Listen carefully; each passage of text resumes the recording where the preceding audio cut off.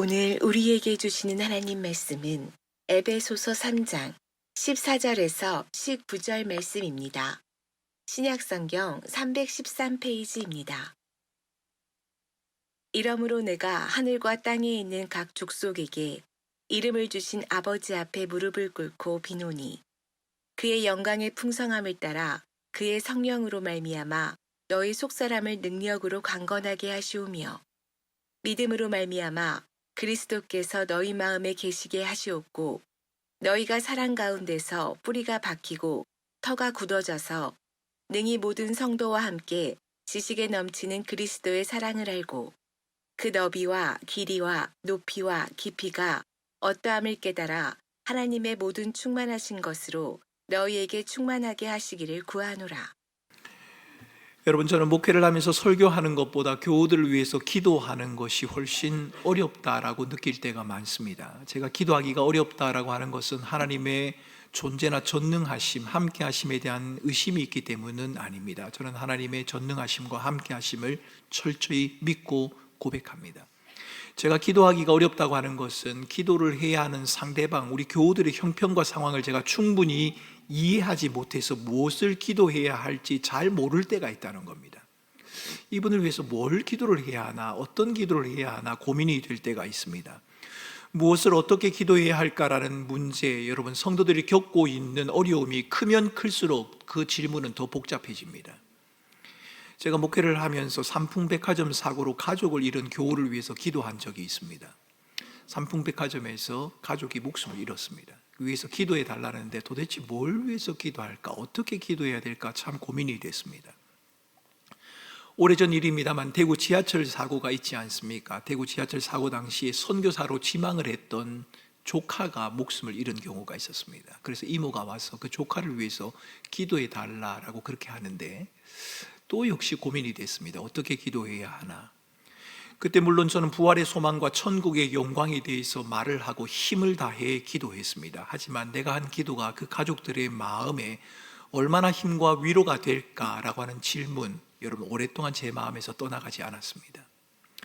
상대방을 위해서 무엇을 어떻게 기도해야 할지 어려움을 겪는 우리에게 오늘 본문은 의미 있는 기도 한 편을 우리에게 가르쳐주고 있습니다. 바울이 위해서 기도하고 있는 곳은 바로 에베소 교회입니다. 이 에베소 교회는 중요 항구 도시이자 금융과 상업의 중심지인 에베소에 위치하고 있는 교회입니다. 한때는 여신인 아데미에게 봉헌된 적이 있고 로마 제국 당시에는 여신 숭배가 성행했던 곳이 바로 에베소라고 하는 지역입니다. 고대 세계의 7대 불가사의 가운데 하나로 꼽히는 신전도 이 에베소에 있었습니다. 사도행전 19장 35절을 보면 에베소 시민들이 이 아데미 신전을 모두가 다 관리하는 사람이다, 시민들이 그렇게 말을 합니다. 아데미 신상은 하늘에서 내려온 것이라고 신성시하는 장면이 사도행전 19장 35절에 나타나고 있습니다. 이런 정황에 비춰보면 에베소 지역은 하나님의 복음을 전하기에 만만치 않은 지역이었을 겁니다. 쉽게 복음을 받아들이기 어려운 지역이라는 겁니다. 바울이 그곳에 가서 전도를 했습니다. 그런데 결과는 의외였습니다. 결과는 성공적이었습니다. 마술을 행하던 많은 사람이 믿음을 가지고 무려 은 5만에 해당되는 마술책을 다 불태워버렸습니다. 은 한 전이 한 사람의 노동자 하루 품삯이라고 생각을 하면 은 5만이라고 하는 것이 얼마나 큰 금액인가를 여러분 짐작하실 수 있을 겁니다. 사도행전 19장 20절을 보면 바울에 의해서 에베소에서 크고 놀라운 일들이 벌어졌습니다. 이렇게 기록합니다. 이와 같이 주의 말씀이 힘이 있어 흥왕하여 세력을 얻으니라. 바울의 손으로 놀라운 능력을 행하고 심지어는 사람들이 바울의 몸에서 손수건이나 앞치마를 가져다가 병든 사람에게 얹으면 병이 나았습니다. 악귀가 떠나갔습니다. 바울은 지금 그 놀라운 역사가 일어난 지역, 그 에베소에 세워진 교회를 향해서 편지하고 기도하고 있습니다. 바울은 편지 속에서 예수 그리스도로 말미암아 우리에게 구원이 주어졌다는 사실, 예수 그리스도의 능력과 영광이 얼마나 크고 놀라운지, 그리스도 안에 있는 모든 사람들이 개별적으로 구원을 받은 것 같지만 서로가 유기적으로 연결되어 있는 한 가족이요 공동체라고 하는 사실을 강조하고 있습니다. 바울이 강조하고 있는 공동체, 여러분 이것은 신앙생활마저도 개인화되어 가고 있는 그저 자기 몸 하나 가누기도 분주한 오늘을 살아가는 저와 여러분들에게 크나큰 도전이 아닐 수 없습니다. 우리는 구원받은 새 사람인 동시에 하나님 나라의 구성원이고 새로운 가족입니다. 예수 안에서 새로운 공동체로 부름을 받은 우리는 새로운 질서와 가치, 새로운 삶의 방식을 추구하는 자들입니다. 개인의 삶의 변화뿐만 아니라 연합과 함께함에 대한 진지한 노력을 기울여야 하는 공동체라는 말입니다. 공동체에 대해 강조하는 에베소서는 교회라는 주제에 맞추어 읽는 것이 적절합니다. 왜냐하면 교회가 바로 연합과 함께함을 추구해야 하는 현장이기 때문입니다. 여러분 혼자 신앙생활을 열심히 하는 것도 중요합니다. 그러나 여러분 연합과 함께함을 결코 게을리하지 마셔야 합니다. 불편하지만 어색하지만 연합과 함께함을 우리가 추구해야 하는 이유가 있다면 주께서 교회를 통해 그 함께함을 이루어가기 원하시기 때문입니다. 에베소서는 교회의 운영이나 조직 등에 대해서 말하고 있는 책이 아닙니다. 하나님이 바울을 통해 강조하고 있는 내용은 교회를 이루는 성도에게 주어진 구원이 무엇인지, 교회를 향한 하나님의 목적이 무엇인지, 교회가 감당해야 할 사명이 무엇인지에 대한 내용입니다. 에베소 교회를 위한 바울의 기도도 중요한 내용 중에 하나입니다. 바울은 지금 기도를 하고 있습니다. 바울이 어떤 기도를 하고 있습니까? 여러분, 제가 만약 바울이라면 에베소 교회를 향해서 이런 기도를 했을 것 같습니다. 하나님 아버지, 에베소 교회에서 일어났던 이전의 부흥과 역사를 기억하시지요. 주의 이름으로 귀신들이 떠나가고 병자들이 나음을 입었던, 손수건을 얹기만 해도 아픈 사람들이 회복되었던 그때 말입니다. 그때의 역사를 한 번 더 허락해 주시옵소서.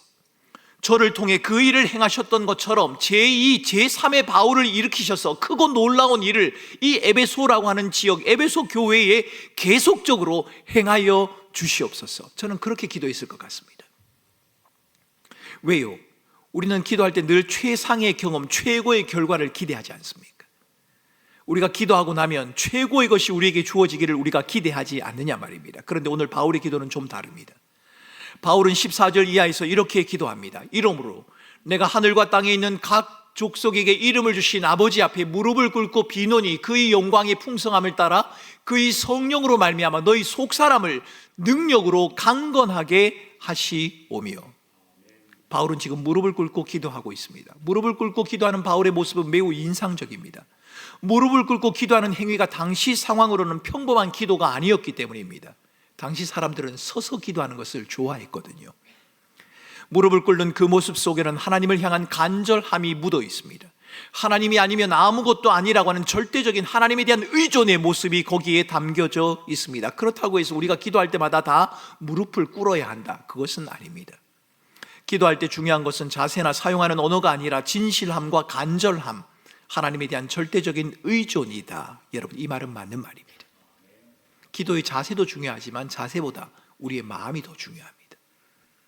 바울이 간절하게 기도한 것은 자신이 에베소에서 경험했던 놀라운 일들의 반복에 대한 기대가 아니었습니다. 바울은 지금 에베소 성도들의 내면 속사람을 강건하게 해달라고 기도합니다. 그때 있었던 그 일을 다시 한번 일으켜 달라고 기도하고 있는 것이 아니라 에베소 성도들의 속사람, 그 내면을 강건하게 해달라고 기도하고 있습니다. 속사람이 무엇입니까? 겉에 보이는 사람이 있으면 또 다른 속사람이 있다는 말입니까? 그 말은 아닙니다. 속사람이라고 하는 단어는 바울 서신에서만 등장하는 아주 독특한 표현입니다. 바울은 고린도후서 4장에서 겉사람과 속사람에 대해서 이렇게 말한 적이 있습니다. 겉사람은 낡아지나 속사람은 날로 새로워진다. 여러분, 제가 몇 년 전에 설교를 하면서 아주 당황스러운 경험을 한 적이 있습니다. 강대상에 올라서 성경 본문을 읽으려고 하는데 갑자기 글자가 안 보이는 겁니다. 제가 긴장을 해서 이게 잘 안 보이는 건가? 아니면 안경에 뭐가 많이 묻어서인가? 아니면 조명이 강해서 이게 잘 안 보이는가? 굉장히 당황했습니다. 고개를 좀 더 숙여서 글씨를 보고 간신히 성경 본문을 읽고 설교를 마쳤습니다. 아주 난감한 순간이었습니다. 다음 날 안경점에 가서야 그 원인을 알 수 있었습니다. 노안이 온 겁니다. 그때부터 저는 지금 양한 안경을 쓰고 있습니다. 아래 위에 초점이 다른 거죠. 여러분, 겉사람은 이렇습니다. 세월이 지나면 아프고 병들고 약해집니다. 세월에는 장사가 없지 않습니까? 반대로 속사람은 우리들의 내면을 말합니다. 17절에서는 마음이라고 표현하고 있지요. 예수를 믿고 거듭난 후에 생긴 마음, 하나님 나라에 대한 소원과 열망, 이것이 바로 속사람입니다. 바울은 지금 에베소 성도들의 속사람이 강해지도록, 그러니까 하나님을 향한 그 소망을 끝까지 붙들고 하나님만 의존하며 살아가기를 바라는 그 기대와 소망이 성도들의 마음에서 사라지지 않기를 위해서 기도하고 있는 겁니다. 힘든 환경과 상황 중에서도 온전히 주님만을 의지하고 살아가고 싶은 그 마음이 성도들의 마음 가운데서 식어지지 않기를 위해서 기도하고 있습니다. 하나님을 향한 간절함, 온전히 하나님을 의지하고 싶어하는 그 마음을 잃어버리지 않게 해달라고 기도하고 있습니다. 바울은 역경을 딛고 견디며 일어설 힘과 고난 중에도 멈추지 않는 담대함을, 겉사람이 약해지는 가운데서도 하나님의 법을 즐거워하며 믿음으로 살아갈 그 결심과 결단이 성도들의 마음에 있게 해달라고 기도하고 있는 겁니다. 여러분, 이것이 바로 속사람이 강건해지기를 위한 기도입니다. 속사람을 강하게 해달라는 바울의 기도는 매일 넘어지고 좌절하는 우리 자신에게 실망해서 더 이상 하나님 앞에 나아갈 면목조차 없는 상황에서도 삶의 목적과 동기가 되신 하나님 아버지의 사랑, 예수 그리스도의 구원의 은혜, 은총을 놓치지 않게 해달라는 그 간절함이 담긴 기도입니다. 끝까지 하나님만을 소망하며 하나님만을 의존하며 살아가게 해달라는 간구, 그것이 바로 바울이 구하고 있는 속사람의 강건함입니다. 사실 우리는 눈에 보이는 외형에는 관심을 많이 두지만 내면에는 별로 관심이 없습니다.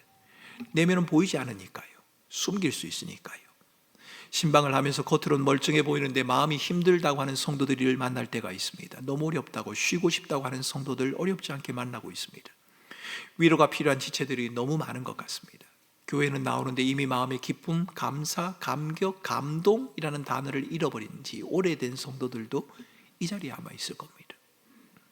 어떤 분들은 눈에 보이는 앞에 놓인 현실적인 문제들 때문에 하나님을 향한 그 소망을 잃어버릴 위기에 직면한 사람들도 있을 겁니다. 그런 우리를 향해 바울은 무릎을 꿇고 이렇게 기도합니다. 하나님 아버지, 저들의 속사람을 강하게 하여 주옵소서. 속사람을 강건하게 해달라는 기도는 약함을 벗어나기 위한 일시적인 수단이나 주문이 아닙니다. 한번 기도했으니까 그냥 속사람이 강해지는 것, 그게 아니란 겁니다. 운동을 해보신 분은 아시지 않습니까? 며칠 운동하고 나면 몸이 좀 좋아지는 것 같습니다. 과식 후에 몸무게가 좀 불었다라고 생각이 되면 운동을 해서 체중을 뺄 수도 있을 겁니다. 그렇게 하고 나면 참 기분이 좋습니다. 자기 만족감이 있지 않습니까? 그런데 말입니다, 운동을 통해 몇백 g을 줄였다고 해서 내가 며칠 운동을 해서 몸이 좋아진 것처럼 느껴진다고 해서 내 몸과 체력에 근본적인 변화가 일어났다, 이렇게 말할 수 있습니까? 그렇게 말할 수는 없습니다. 중요한 것은 멈추지 않고 지속해서 꾸준히 운동하는 것 아니겠습니까? 속사람을 강건케 하는 것도 마찬가지입니다. 속사람을 강건하게 하는 것은 비책을 통해서나 단번에 신비한 방법을 통해서 이루어질 수 있는 것이 아닙니다. 그랬다면 바울은 이전에 경험했던 기적을 하나님 앞에 구했을 겁니다. 바울은 에베소 전도 당시에 일어났던 놀라운 역사의 반복을 위해 기도하지 않습니다. 왜 그랬을까요? 놀랍지 않습니까? 손수건만 얹어도 병이 나았는데요. 그런 역사가 일어나게 해달라고 기도할 만한데 바울은 그렇게 기도하지 않습니다. 왜요? 기적이나 능력, 놀라운 일이 불필요하기 때문이 아니라, 하나님이 원하시면 언제든지 일으키실 수 있지요. 불필요하기 때문이 아니라 한두 번의 기적과 신비한 경험만으로는 우리의 속사람을 강건하게 할 수 없기 때문에 그런 겁니다. 속사람은 그렇게 강해지는 게 아닙니다. 설령 그렇게 해서 강해진다고 하더라도 시간이 지나고 나면 또 새 속에 흔들리고 말 것이 분명합니다. 에베소 교회도 예외가 아닙니다. 여러분, 요한계시록에 나오는 에베소 교회의 모습을 기억하십니까? 그 에베소 교회는 세월이 흘렀을 때 첫사랑을 잃어버렸습니다.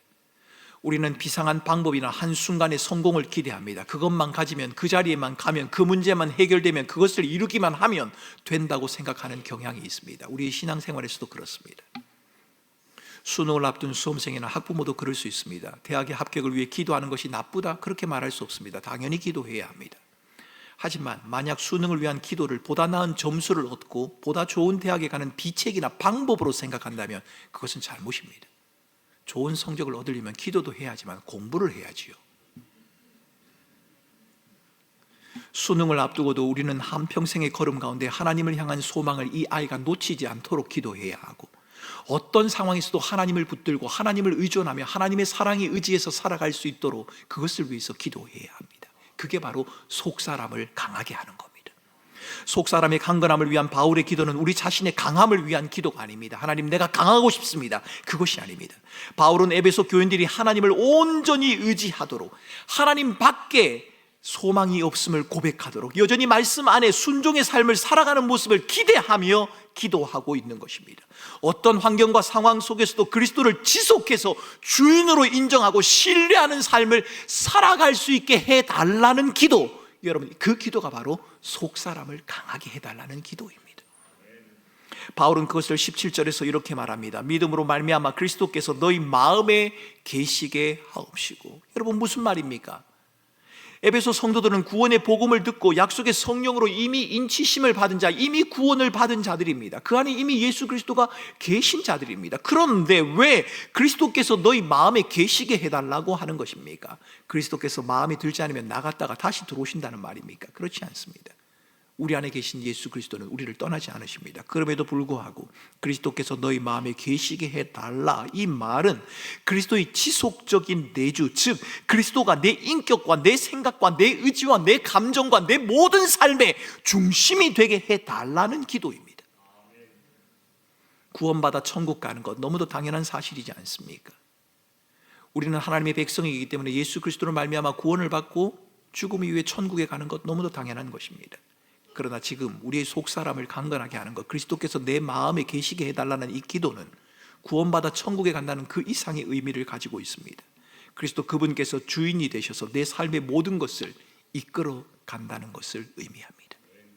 주님이 내 삶의 주인이 되신다는 겁니다. 속사람을 강건하게 하라, 이 말이나 그리스도께서 우리 마음에 계시게 하라, 이 말은 율법적인 요구가 아닙니다. 많은 성도들이 성경을 율법적으로 읽는 것 같습니다. 그런데 여러분, 율법적인 요구로 성경을 읽게 되면 두 가지의 문제가 생길 수 있습니다. 먼저는 그 율법적인 요구에 충실하지 못했을 때 우리 자신들이 너무 못나 보인다는 겁니다. 나는 왜 이렇게 믿음이 없는 사람인가? 내가 너무 작아 보인다는 거죠. 나는 왜 이렇게밖에 할 수 없는가? 그 반대의 현상이 나타나기도 합니다. 반대로 하나님이 요구하시는 것의 아주 작은 부분을 이루고도 마치 하나님을 향한 의무를 다 한 것처럼 생각할 수도 있습니다. 조그만한 것을 이루고 난 다음에 하나님을 향해 내가 할 바를 다 했다고 스스로 자랑하거나 스스로 만족할 수도 있다는 겁니다. 여러분, 성경은, 오늘 본문은 율법적으로 읽는 것이 아닙니다. 속사람을 강건하게 하라, 그리스도께서 내 마음에 계시게 하라라고 하는 그 말은 율법적인 요구가 아니라 하나님의 사랑의 호소이자 간절함의 표현입니다. 달리 말하면, 내가 너를 사랑하니 나의 사랑으로 오라, 나의 사랑에 참여하라라고 하는 사랑의 초대라는 말입니다. 하나님은 하나님을 사랑할 마음이 전혀 없는 우리들을 억지로 돌이키셔서 강압적으로, 위협적으로 하나님을 사랑하지 않고는 견딜 수 없도록 만드시는 그런 분이 아닙니다. 하나님은 그런 분이 아닙니다. 하나님은 먼저 우리를 찾아오셨고 우리를 사랑하셨고 우리가 그 사랑을 알고 그 사랑으로 나아오기를 원하십니다. 하나님이 우리를 먼저 사랑하신다는 것, 여러분, 이것은 성경이 분명하게 말하고 있는 사실이지 않습니까? 우리는 본래 본질상 진노의 자녀였는데 긍휼이 풍성하신 하나님께서 그리스도 예수와 함께 우리를 살리셨다고 에베소서에서 말하고 있지 않습니까? 에베소서 2장에서는 하나님께서 우리에게 베푸신 사랑을 큰 사랑이다, 은혜다, 선물이다 라고 표현을 합니다. 왜요? 우리가 받을 만한 자격이 없으니까요. 우리가 하나님의 사랑을 입을 만한 자격이 없으니까요. 그럴 만한 일을 했기 때문에 사랑하는 것이 아니라 하나님이 무조건 일방적으로 우리를 사랑하시니까요. 우리를 향한 하나님의 사랑은 속량이라는 단어에서도 잘 드러납니다. 속량, 잃어버리거나 속박된 것을 자유하게 하기 위해서 대가를 치르는 행위, 이것이 속량입니다. 노예나 짐승을 매여 있는 것을, 누군가에게 속한 것을 자유롭게 만드는 행위, 이것이 바로 속량입니다. 그런데 주께서 이 일을 행하셨습니다. 하나님께서 우리에게 자유를 주시기 위하여 엄청난 대가를 치르셨습니다. 하나님은 우리를 위해, 우리의 구원을 위해, 우리의 자유를 위해 스스로 목숨을 버리기로 작정하셨고 독생자 예수 그리스도를, 그 아들을 친히 내놓으셨습니다. 이것이 바로 하나님의 사랑이란 말입니다. 바울은 우리를 향한 하나님의 사랑의 길이와 높이가 너무 깊고 길다라고 고백합니다. 여러분은 하나님의 사랑의 길이가 얼마인지 높이가 얼마인지 아십니까? 하나님의 사랑의 길이는 끝이 없기 때문에 하나님의 사랑은 무궁하다 이렇게 표현합니다. 하나님의 사랑의 깊이는 깊고 깊어서 그 끝을 알 수 없기 때문에 심심하다, 깊고도 깊다 이렇게 말하는 겁니다. 하나님의 사랑의 넓이는 넓고 넓어서 도저히 측량할 수 없기 때문에 광활하다라고 말하는 겁니다. 하나님의 사랑은 우리가 가진 그 무엇으로도 측량할 수 없습니다. 하나님의 사랑은 그 무엇으로도 이해할 수 없습니다. 그래서 여러분, 하나님의 사랑에 대한 설교가 제일 어렵습니다. 왜냐하면 제한된 저의 언어를 가지고 우리의 이해로는 감당할 수 없는 하나님의 사랑을 설명하는 것에는 한계가 있기 때문입니다. 18절은 하나님의 사랑을 이렇게 말합니다. 능히 모든 성도와 함께 지식에 넘치는 그리스도의 사랑을 알아. 지식에 넘치는 그리스도의 사랑, 다른 말로 말하면 우리의 지식으로는 헤아릴 수 없는 사랑, 또 다른 말로 말한다면 지식을 넘어서는, 지식을 초월하는 사랑이라는 말입니다. 존 스토트 목사님은 에베소 주석을 통해서 하나님 사랑의 너비와 길이, 높이와 깊이를 이렇게 설명한 적이 있습니다. 현대 주석가들은 이 말을 너무 문자적으로 그대로 해석하지 말라고 경고한다. 사도는 그저 약간의 수사학이나 시적 과장을 즐기고 있기 때문이라는 것이다. 사람들은 그렇게 생각합니다. 하나님의 사랑이 넓고 높고 깊다고 하는 것은 그저 과장법이다, 비유에 불과하다, 수사학적인 표현에 불과하다라고 말을 합니다. 하지만 나로서는 그리스도의 사랑이 모든 인류를 충분히 포괄할 만큼 넓고 충분히 영원토록 지속될 만큼 길고 가장 타락한 죄인에게도 충분히 이를 만큼 깊고 그를 하늘로 충분히 높일 만큼 높다고 말하는 것이 타당하게 보인다. 무엇이요? 하나님의 사랑이 말입니다. 존 스토트 목사의 해석은 틀리지 않습니다. 여러분은 스스로가 하나님의 사랑을 받을 수 없는 자다, 그렇게 말하지 말기 바랍니다. 하나님의 사랑을 벗어날 수 있는 사람은 아무도 없기 때문입니다. 내겐 하나님의 사랑이 필요치 않다, 그렇게도 말하지 마십시오. 하나님의 사랑이 없이 인생의 목적과 존재의 의미를 깨달을 수 있는 사람은 이 세상에 아무도 없기 때문입니다. 하나님 사랑 없이도 충분히 만족한 삶을 살고 있다고 안심하지도 마십시오. 죄와 죽음의 절망에서 예외인 사람은 아무도 없기 때문입니다. 그런데 하나님이 우리에게 베푸신 사랑이 이해되지 않아서인지 사람들은 이 사랑을 잘 받아들이려고도 하지도 않고 이 사랑을 인정하려고도 하지 않습니다. 하나님의 사랑을 안다고 하는 성도들조차도 그 사랑에 잘 감격하지 않습니다. 자녀 삼기 위해 스스로 목숨을 내어놓는 사랑을 들어본 적이 없기 때문입니다. 우리를 자녀 삼기 위하여 자녀를 내놓는 그 일을 우리는 경험해 본 적이 없기 때문입니다. 혹은 자신이 하나님의 사랑을 받아야 할 필요가 없다고 생각하는 분들도 계실 겁니다. 자신이 하나님을 떠난 죄인이란 사실을 인정하지 않기 때문에 하나님의 사랑은 필요하지 않다, 이렇게 자신 있게 말하는 분도 이 자리에 계실지 모르겠습니다. 설령 죄인이라고 하더라도 내 죄는 내가 해결해야지 왜 하나님이 해결하느냐고 그렇게 반문하는 분들도 계시겠지요. 자신은 꽤 괜찮은 사람이라서 죄와 구원, 하나님의 사랑 따위는 필요하지 않다고 확신하고 있는 분들도 계실 겁니다. 그런데 말입니다, 죄인된 우리 상태가 얼마나 절망적이고 비참한지를 깨닫는다면 우리를 향한 하나님의 사랑으로 인해 모든 인간이 직면하고 있는 죽음과 죄의 문제, 절망의 문제, 심판의 문제를 해결할 수 있다는 것을 안다면 하나님이 우리를 사랑하신다는 그 말, 하나님이 우리를 사랑하셔서 독생자 예수 그리스도를 보내셨다고 하는 그 말을 그냥 흘려 들을 수는 없을 겁니다. 우리가 죄와 죽음의 절망 가운데 놓여져 있고 거기로부터 벗어날 수 있는 유일한 길이 예수 그리스도, 하나님 아버지의 사랑이 있다면 여러분, 그것을 우리는 가벼이 여길 수 없다는 말입니다. 하나님이 우리에게 베푸신 사랑, 독생자 예수 그리스도를 통해 베푸신 구원은 우리에게 유일한 소망이 됩니다. 이 사실을 누구보다 잘 알고 있는 바울은 에베소 교인들을 위해 무릎 꿇고 간절히 기도합니다. 하나님께서 우리에게 베푸신 사랑을 알게 해 주십시오.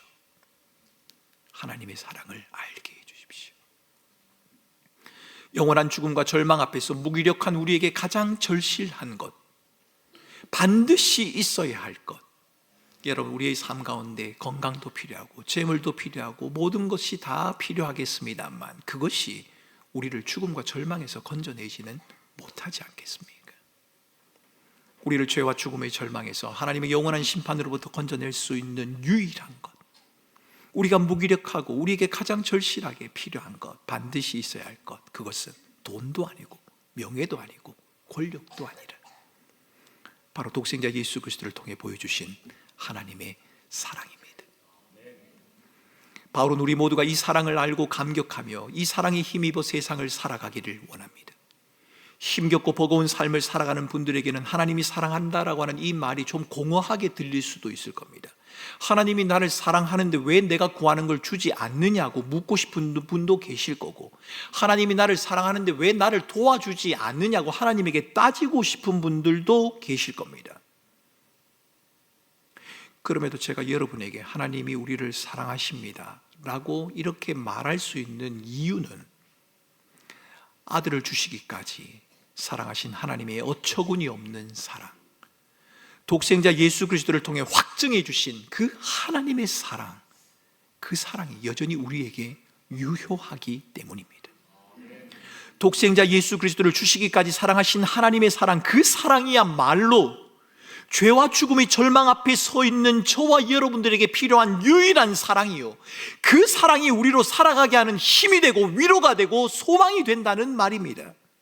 존 스토트 목사는 계속해서 이렇게 말합니다. 앞으로 가든 뒤로 가든 높은 곳으로 올라가든 깊은 곳으로 내려가든 아무것도 우리를 그리스도의 사랑에서 갈라놓지 못할 것입니다. 그렇습니다. 우리 주님은 영원한 것을 마음에 두고 영원한 하나님 나라를 향해 나아가는 저와 여러분이 그 누구도 갈라놓을 수 없는 우리 하나님의 사랑, 그 사랑의 길이와 넓이와 높이를 알아가면서 오직 그 사랑만을 의지하며 그 사랑에 기대어 살아가기를 원하십니다. 목회하면서 신앙생활을 오랫동안 해왔는데도 불구하고 지치고 메마른 모습을 지닌 성도들을 만날 때가 있습니다. 오랫동안 예배를 드려왔습니다. 오랫동안 신앙생활을 해왔습니다. 그런데 그 마음이 너무 메마르고 지쳐 있습니다. 교회에서 열심히 봉사는 하는데 그 마음의 기쁨과 감사를 찾기 어려운 분들도 만날 때가 있습니다. 하나님을 더 사랑하지 못해서, 하나님을 더 감동시키지 못한 자신에 대한 죄책감 때문에 안타까워하고 힘겨워하는 분을 만날 때도 있습니다. 하나님을 감동시키고 싶어하는 그 마음, 열심히 봉사하고 싶어하는 그 마음, 지치고 메마른 마음이지만 그럼에도 하나님을 따라 살고 싶어하는 그 마음 충분히 이해할 수 있습니다. 그런데 여러분, 오늘 바울은 여러분의 사랑과 열심으로 주님을 감동시키려고 하기 전에, 여러분의 열심과 주님을 향한 사랑으로 주님을 사랑한다는 그 사랑을 보이려고 하기 전에 먼저 우리를 사랑하신 그 하나님의 사랑을 알고 그 사랑에 감동되라고 주님은 지금 말씀하고 계신 겁니다. 지식에 넘치는 사랑을 알아. 하나님이 먼저 우리를 사랑하셨고 그 사랑이 우리를 있게 했고 그 사랑이 우리를 살아가게 하고 있고 그 사랑이 영원한 하나님 나라를 향해 가게 하는 힘이 된다고 하는 그 사실을 너희가 기억하라고 말하고 있는 겁니다. 하나님이 먼저 우리를 사랑하셨습니다. 이 사랑이 있어야 변화가 가능한 겁니다. 이 사랑을 알아야 우리가 신앙생활을 해나갈 수 있는 겁니다. 하나님이 먼저 우리를 사랑하셨고 이 사랑이 있어야 변화가 가능하기에 바울은 하나님의 사랑을 알게 해달라고, 그 사랑에 매여서 이 성도들이 살아갈 수 있게 해달라고 기도하고 있는 겁니다. 저는 우리 모든 교우들이 예수 그리스도를 통해 우리에게 확증해 보이신 하나님의 사랑, 우리가 자주 넘어지고 실패하여도 결코 우리를 버리지 않으시고 구원의 길로 반드시 인도하시고야만은 하나님의 사랑, 이 하나님의 사랑을 알고 감동되며 이 사랑을 의지하며 살아갈 수 있으면 좋겠다. 여러분, 그런 기대를 가지고 매일 기도합니다. 이렇게 말입니다. 하나님, 꿈꾸는 교회 모든 교우들이 하나님의 사랑을 알게 해 주옵소서. 하나님이 우리에게 베푸신 그 사랑에 감동하고 하나님이 우리에게 베푸신 그 사랑을 붙잡고 힘을 내고 하나님이 우리에게 베푸신 그 사랑을 부여잡고 믿음의 길을 가게 해 주시옵소서. 아들을 주시기까지 사랑하신 하나님의 어처구니 없는 사랑, 멈추지 않으시는 그 하나님의 사랑, 하나님의 사랑을 알고 그 사랑에 매여 살아가는 삶이 우리 모두에게 필요하지 않겠습니까? 우리가 부할 때에도, 가난할 때에도, 평탄한 삶을 살거나 나날을 힘겹게 살아갈 때에도, 건강할 때에도, 병들 때에도, 무엇이건 다 할 수 있을 것 같은 젊은 시절이나 세월의 계절이 흘러서 늙음이 찾아왔을 때에도 여러분, 내가 너를 사랑한다 말씀하시는 하나님의 사랑을 의지해야 합니다. 그리고 그 사랑에 감동되어 매일을 살아가기를 갈망해야 합니다. 여러분, 여러분들이 기도할 것이 많은 줄 압니다. 그런데 여러분, 이번 한 주 이렇게 기도해 보시면 어떻겠습니까? 여러분들의 모든 기도 제목들을 다 내려놓고 바울이 오늘 에베소 교회를 향해서 기도했던 것처럼 하나님, 내가 하나님 사랑을 알기를 원합니다.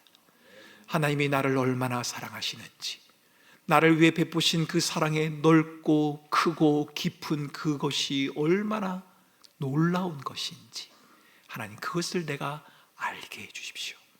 그 사랑에 힘입어 내가 살아갈 수 있도록 주님 나를 도와주시옵소서. 그 하나님의 사랑에 매여 내게 주어진 삶을 살아가고 싶습니다.